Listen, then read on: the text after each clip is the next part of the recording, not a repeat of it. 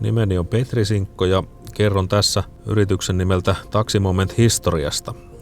Oikealta nimeltään yritys on nykypäivänä taksipalvelu MPS Oy, perustettu vuonna 2005, mutta yrityksen historia ja juuret ulottuu vuoteen 1970, jolloin isäni Mauno Sinkko aloitti taksiliikenteen yhdellä Peugeot 404-merkkisellä henkilöautolla Lemillä.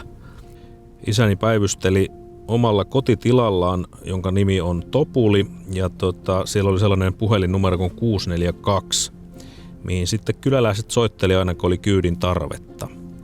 1970-luku oli sellaista aikaa, että oli paljon sorateitä ja maaseudulla oli paljon ihmisiä asusteli, ja myöskin niin, että vakioasiakkaat oli todella runsaasti, eli silloin ei ollut vielä autoja samaisessa määrin joka talossa, ja ne asiakkaat kävi säännöllisesti asioimassa postissa, pankissa, kaupassa, mitä nyt näitä normaaleja asioita olikin.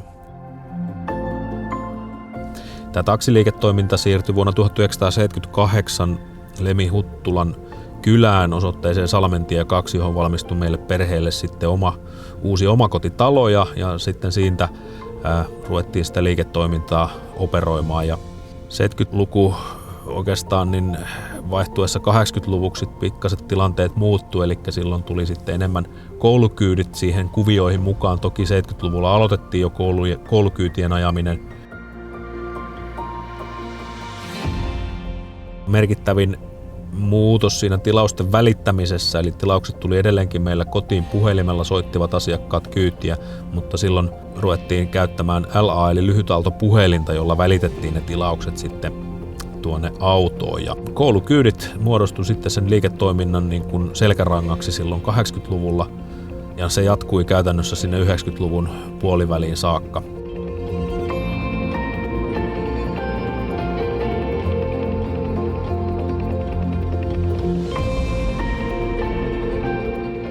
Sitten kun tultiin 90-luvun loppupuolelle, niin ruvettiin ajamaan Lappeenrannassa linjataksireittejä. Linjataksisopimus oli sitten useamman vuoden meillä ja antoi hyvän työllisyyden sinne viikonloppuihin, kun sitten siinä vaiheessa jo viikonloppujen yöliikenne niin sanotusti on hyvin pitkälti pienentynyt ja vähentynyt. Sitten kun 2000-luku eteni, niin totta kai isäkin siinä sitten 35 vuonna syntyneenä niin rupesi pikkuhiljaa eläköitymään, ja 2005 vuonna tehtiin sitten sukupolvenvaihdos, jolloin jätin itselleni yhden taksin sitten, ja siitä sitten perustettiin taksipalvelu MPS Oy, joka toimii tosiaan vielä tänäkin päivänä.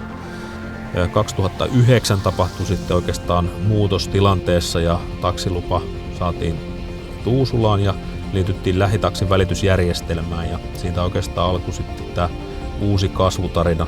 2013 laajennettiin Lappeenrantaan, saatiin sitten toinen taksiliikenteeseen. 2015 tuli auto Nurmijärvelle, oli siinä vaiheessa 3 autoa liikenteessä. 2017 tuli sitten tuonne Imatralle lupa ja sitten myöskin saatiin Imatralle toinen auto, ja siinä vaiheessa oli liikenteessä 5 taksia, ja nyt sitten 2019 vuonna niin taksilain vapautumisen jälkeen, mikä tapahtui tosiaan 1.7.2018, niin otettiin 6 taksiliikenteeseen, ja sillä 6. autolla ajetaan nyt sitten Helsingin Uudenmaan sairaanhoitopiirin Kela-kuljetuksia.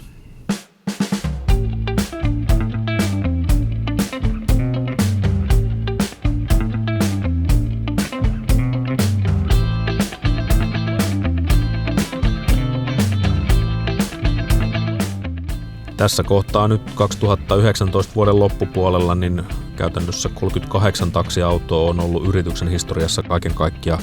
Tässä meillä on ollut vuodesta 1982 luotettavana kalustotoimittajana Veho, ja sieltä Mercedes-Benzejä on ostettu tänä päivänä 2-3 autoa vuodessa, uutta autoa tulee sieltä ostettua, ja siinä Vehon hyvä palvelu sekä siinä myyntitilanteessa että myöskin sitten se jälkimarkkinointi eli huolto, korjauspalvelut, niin ne on hyvin, hyvin merkittäviä tänä päivänä. Eli jos vaikka auto perjantaina iltapäivällä hajoaa, tulee joku tekninen vika, niin kyllä Veholla ne pyrkii sen kuntoon saamaan, niin viikonlopunkin ajot tulee sitten ajettua.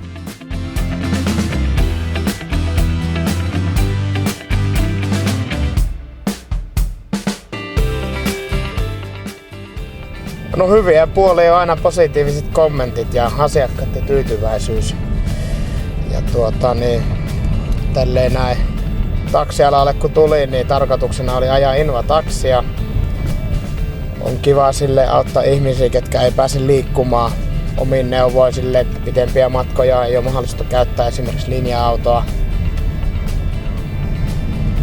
Pisin kyyti on nyt ollut taksiurallani Imatralta Turkuun ja onhan näitä ihan ympäri Suomea ollut kyllä. No, venäläiset on hyvin ystävällistä kansaa ja hyvin semmosia lämpimiä ja arvostavat suomalaista kulttuuria. Ja heillä on se tapa sitten myös käyttää sitä tippiä niin sanotusti, mikä on taksikuljettajalle aina semmonen hymyä antava asia. Minä olen itse tykännyt tästä ja kohta 3 vuotta ajanut ja en kyllä vaihtaisi, että niin pitkään kuin mahdollista, niin kyllä ajelin taksia.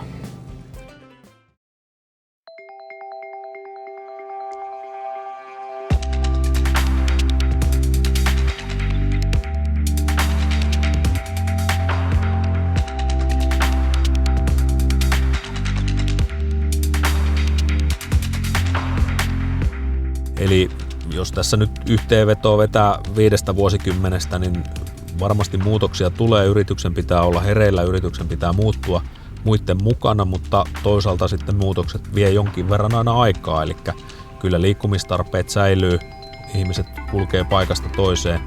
Me ollaan nyt tällä hetkellä, operoidaan pääkaupunkiseudulla hyvin lähellä lentokenttää. Lentokentän matkustajaliikenne kasvaa koko aika, sieltä pystytään ajamaan kyytejä. Pääkaupunkiseutu kasvaa, varmasti taksin tarvekin lisääntyy tulevaisuudessa.